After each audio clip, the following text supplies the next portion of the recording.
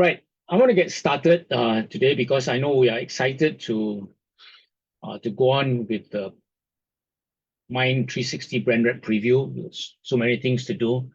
But I'm also excited about today's topic, which is talking about accountability and freedom. And it's a two-part series.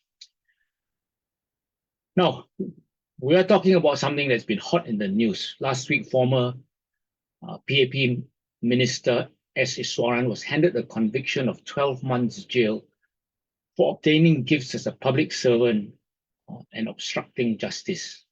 Hi, morning, Glenda. Okay. Now, Iswaran will have lots of time to reflect in jail, and what he learns will be a popular book for leaders, I'm sure. And part of his PL could include the following. For example, performance. What about the performance of Justice Vincent Hung? Well, he saw it as an open and shut case. He gave a severe censure to Iswaran, and he doubled the sentence, which shocked everyone. Let's look at experience. As we face this case, some of us may feel guilt. Oh boy, I've been down that road. We feel empathy. I can understand why he did it and feel just really sorry for him and his family. Some of us who feel disappointment in Iswaran's behavior and disappointment at his attitude, that he even wanted to appeal. That means he didn't think it was wrong. And of course, there's this fear there, but for the grace of God, it just could happen to me. It didn't happen to me. When will I make this kind of mistakes? And of course, there's lots of learning. And these are learnings that people in risky occupations learn. If you climb mountains, you need a guide, you need a porter, you need to have the right equipment, helmet, harness, gloves, warm clothing, trekking poles, headlamp, all these things for safety. You need to buy the correct insurance. That's for climbing mountains. If you're doing skydiving, there needs to be a jump master. There needs to be a main parachute. There needs to be a reserve parachute. Of course, you need to have training and all these things. And if you're in a senior leadership position, you want to have a coach, you want to have a mentor, you want to have a buddy, you want to have a team, and not just a team, but a mastermind. Okay? Now, Iswaran, he had been in politics with the PAP for 27 years. He's 62 years old. He's not a man without experience. And he was in a highly paid senior political appointment, a risky occupation. Okay? Now, what Iswaran did was manifestly wrong. But no one said anything to him. Everyone, even including the prosecution, didn't feel the same seriousness of what he did. The prosecution asked for only 6 to 7 months. So he was either stupid or he was blind. My good friend Patrick Daniel, who was the editor of Straits Times, he remarked to me, he said, what was he thinking? What was he thinking? Now, this case shows me that, clearly we need people who are, number one, aware of what's happening, okay, so that they can speak up, okay? And number two, willing to speak the truth. That means people who care and who dare to speak the truth. Because most of the time, we don't want to, say things that upset people, and we fear the reaction. So we need people who are aware, we need people who care and dare. And I think of there are many examples, but I can think of 3 examples just very, very recently that happened to me.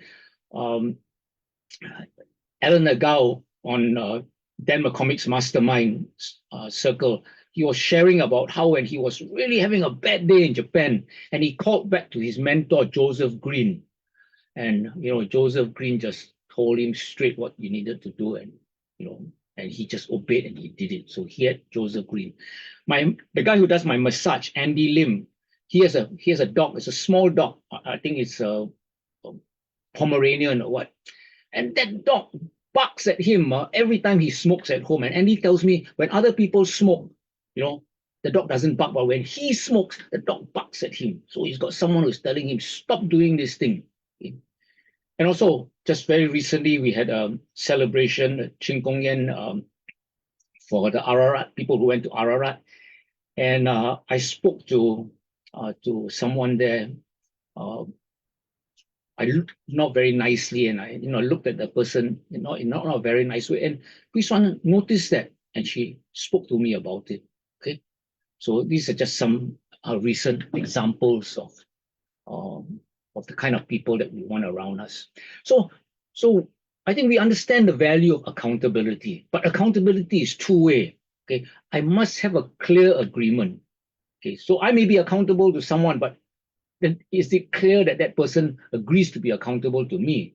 So let's look at some of the sports that I do. Let's look at rock climbing. Before a climber makes a move, okay, there's typically a standard exchange to ensure that there's clear communication and safety between the climber and the belayer. The belayer is one holding the safety rope. Okay, and you're familiar with this exchange. But anyway, for those who are not familiar, this is how the exchange goes. The climber will say, "On belay."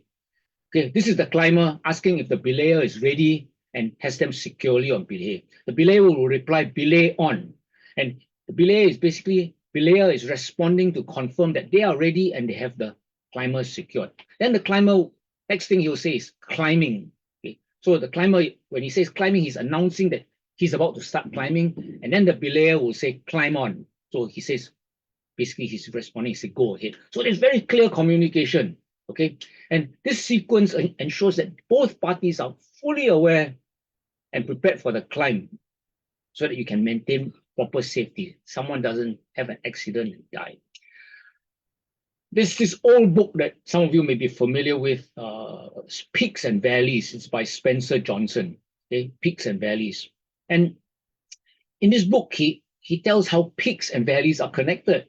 Okay, the errors that we make in today's good times will create tomorrow's bad times. Okay, so when times are good, we make mistakes because we're not careful. We create bad times. Okay, and those are the valley times. But the wise things that we do in today's bad times, that means in the valley situation, will create tomorrow's good times.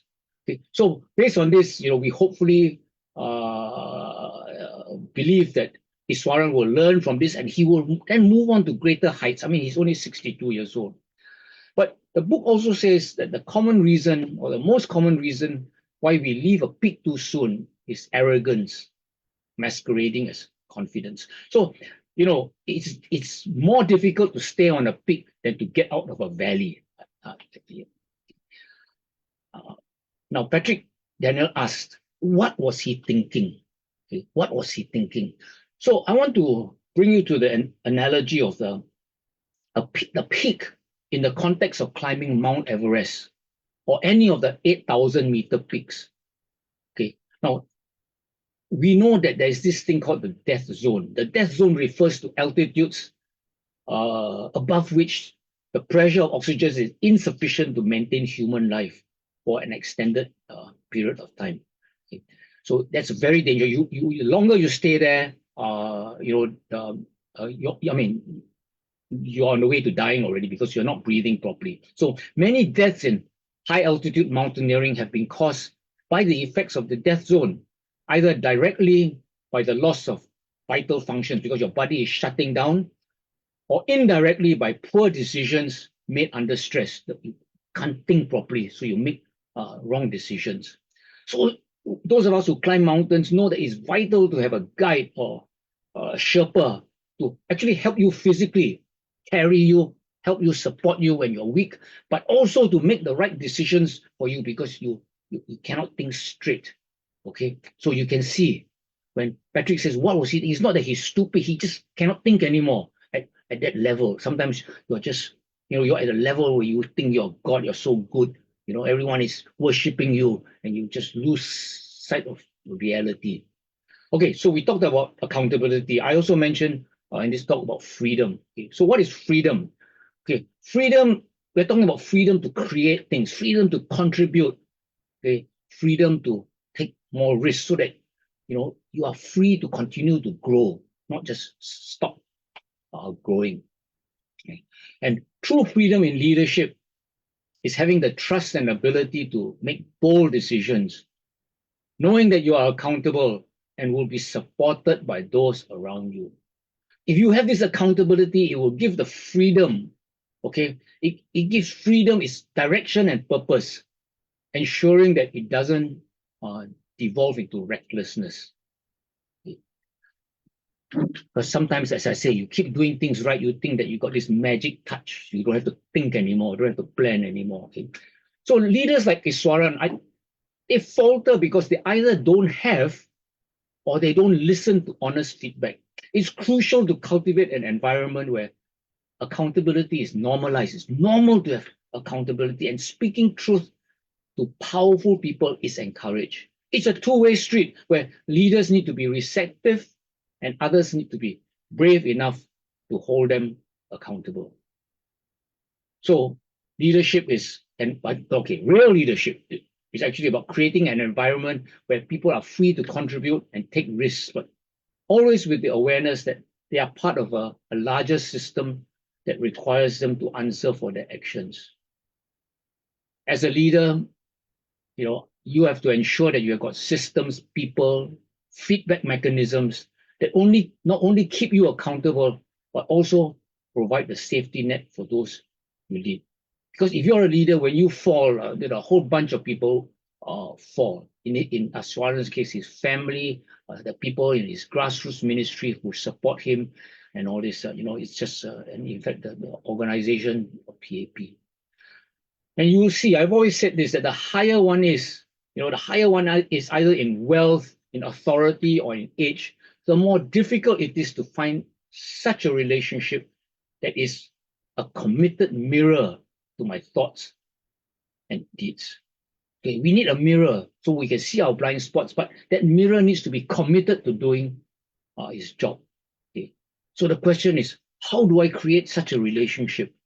Okay, so I've shared about the value of accountability in achieving ultimate freedom, where we can just continue to fly into the unknown. Okay, this is the why. Next week, I will discuss the how. How do we have this accountability that will enable us to continue climbing peaks? The higher one's position, as I said, whether in wealth, in authority, or age, the more challenging it can be to find relationships where others feel comfortable or empowered enough to act as an honest mirror to your thoughts and deeds. Okay. And the reasons for this difficulty are multifaceted. Okay. This power imbalance may create fear or reluctance in others to speak openly. People may have vested interest in keeping you pleased.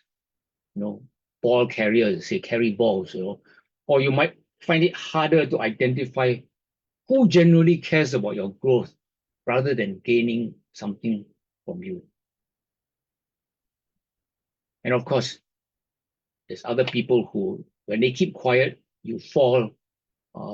That's how they get above you. Okay? These are the Judases in your close group. So it is not easy to find people who are willing to hold you accountable, to be that committed mirror. And next week we'll look at how to find or create this accountability. Okay, so I say